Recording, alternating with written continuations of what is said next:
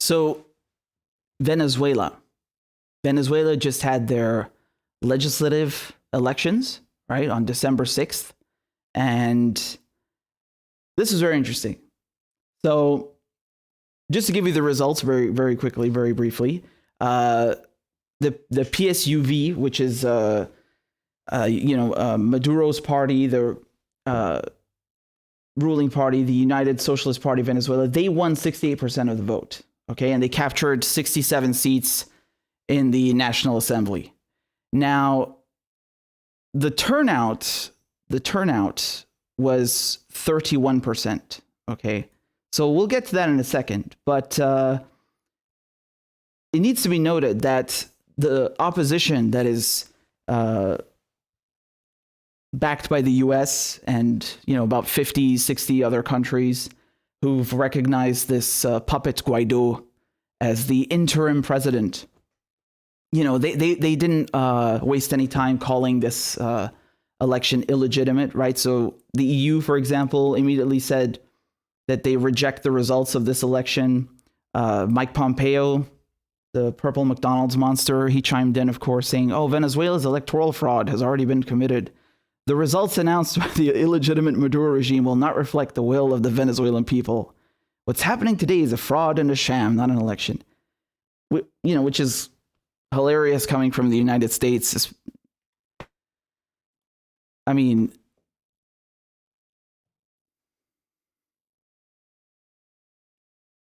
what more can I say? I mean, it's like the hypocrisy is staggering, right? The hypocrisy is staggering. Like, go fix your own democracy first, your democracy, before opening your mouth about other countries. That's number one. Okay. Number two, all of these Western countries and, some of their allies in Latin America were saying things like that the election is illegitimate before it even took place.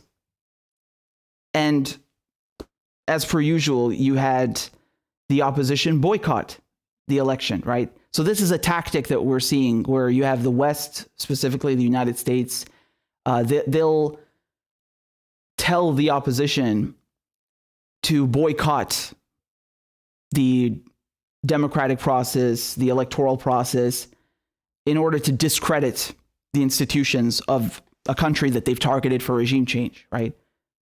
They're sore losers. They know that they're going to be wiped out.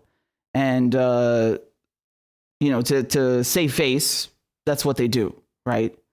And I mean, it's just ridiculous.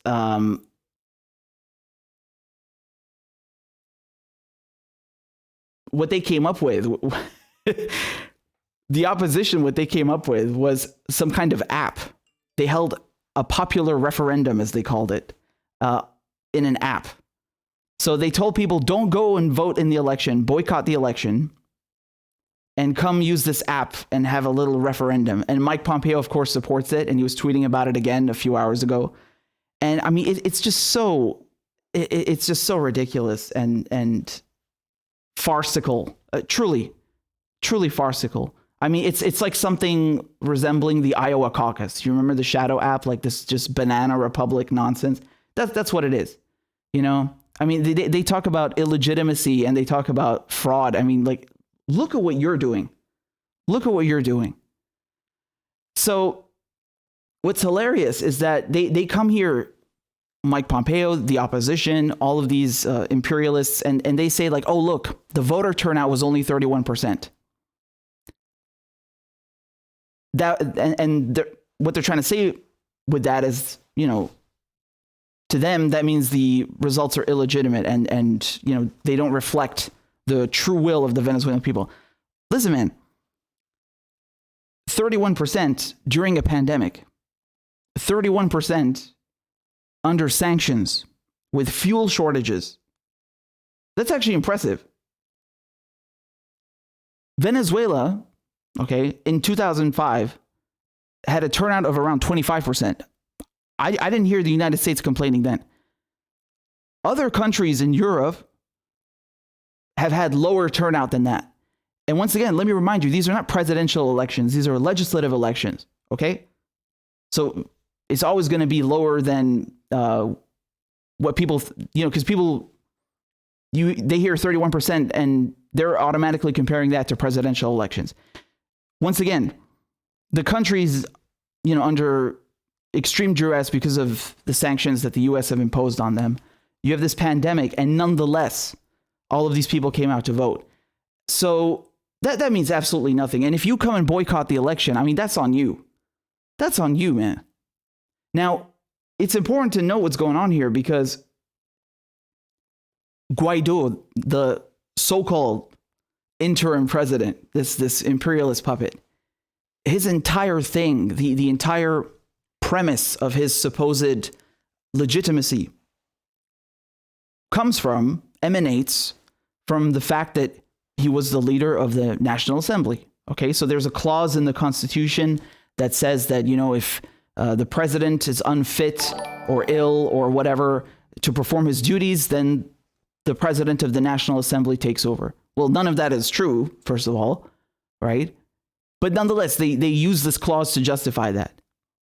Well, guess what? First of all, Guaido is not the head of the National Assembly, man, since January of this year. Okay, so if you guys, you remember this guy? Hold on, I got his picture up here. Louis Para, where is he? There he is. Louis Para. So this seat is already contested, okay, since January of this year. This guy is technically the head of the National Assembly now, and he's not, at least ostensibly, he's moderate opposition, so to speak, not, full-blown sellout imperialist opposition. Nonetheless, this seat is contested.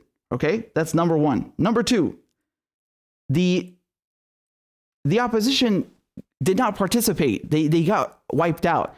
And when I say the opposition, I'm talking specifically about Guaido and his cronies, because what the West wants you to think is that, oh, this election was, 100% strictly regime run, right? We got to use the word regime for governments the West doesn't like.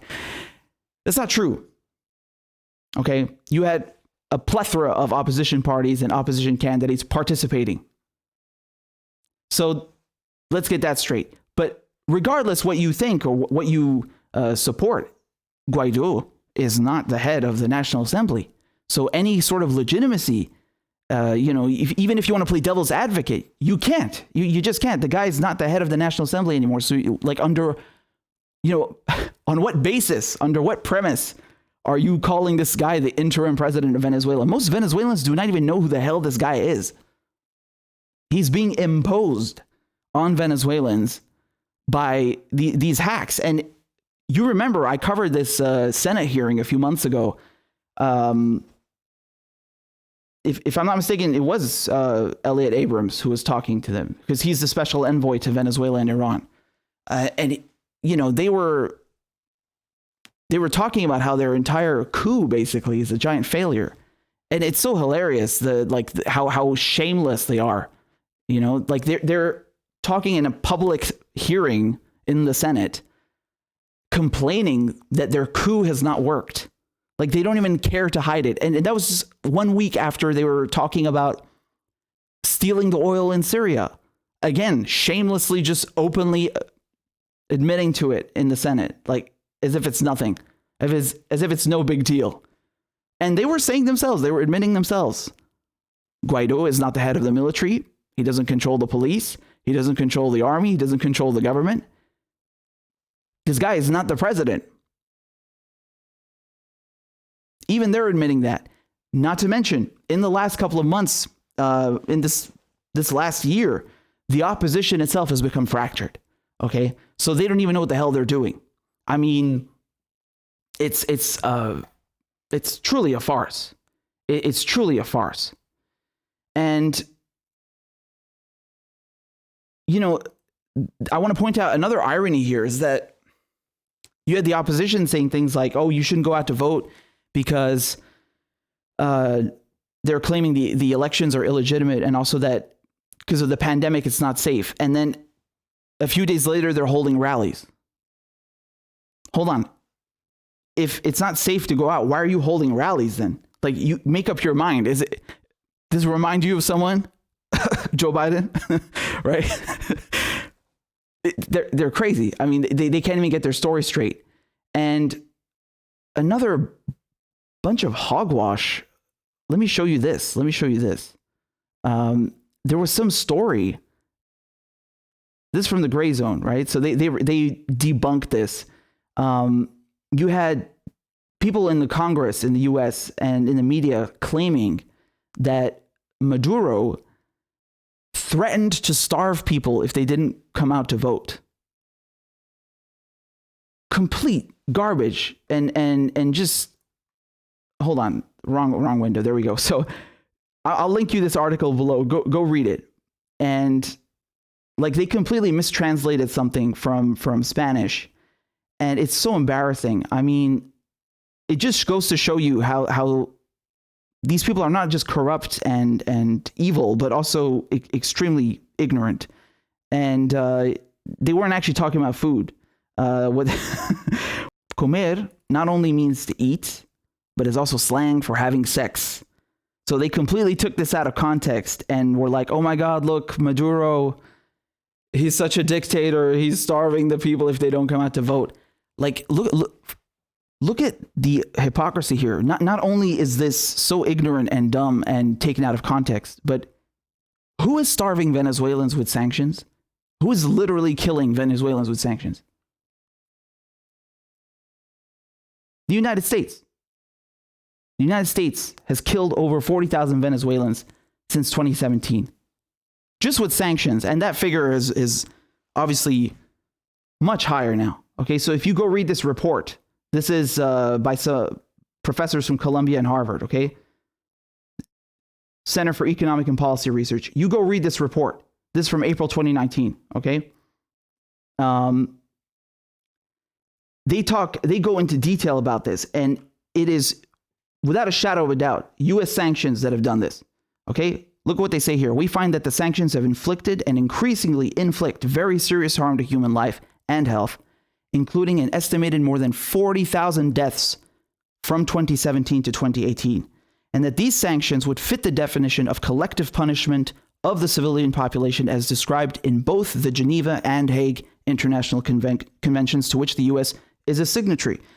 They are also illegal under international law and treaties which the U.S. has signed and would appear to violate U.S. law as well. It's a very interesting read, very harrowing, and once again, they show you how sanctions are really akin to economic terrorism. I mean, to siege warfare. It's no different if you kill civilians with a bomb or by starvation. It's still murder. And then they do this like over the course of years, and then claim that Maduro is threatening people with starvation if they don't come out to vote. Which, I mean, look at this. Like, if you really cared about that, why the fuck are you putting sanctions on your own people? And it's not just a question of like the U.S. doing that. No. The opposition, Guaido, has been and is still calling for this stuff. Like, they want to sanction their own people. I mean, I don't know about you guys, but anyone who's comfortable with starving their own people just to get into power, scum. Absolute scum.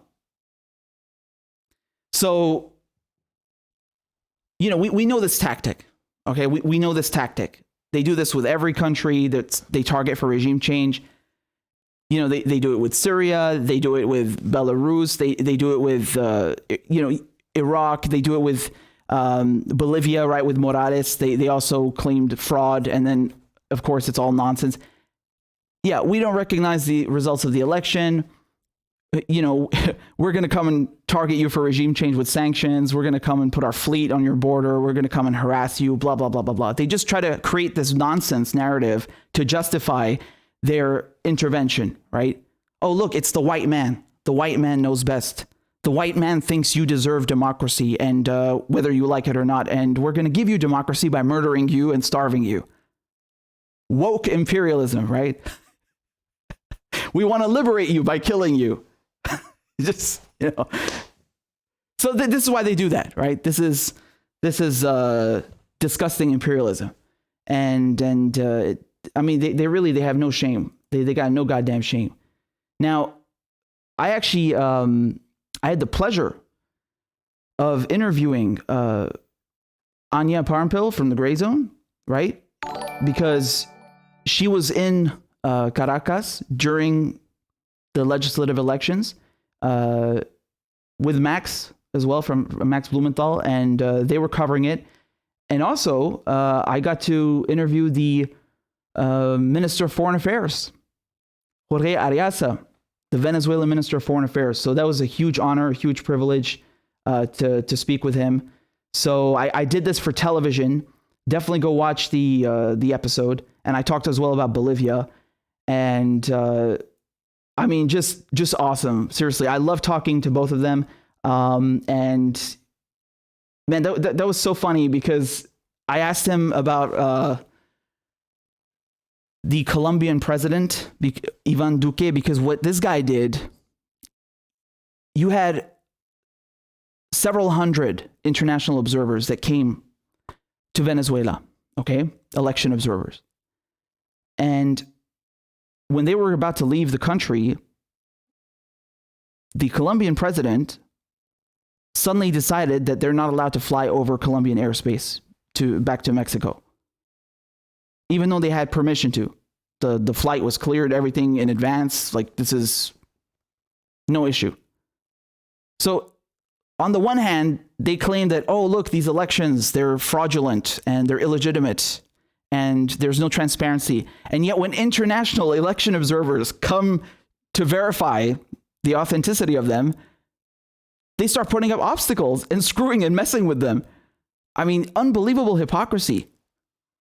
And so, you know, we talked about that, and I'm paraphrasing here, but the foreign minister, he called Ivan Duque an employee of the United States. I laughed so much when he said that.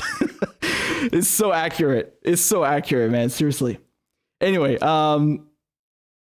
yeah. So look. How much more obvious do you want me to make this, man? Venezuela is sitting on the largest reserves of oil on the planet.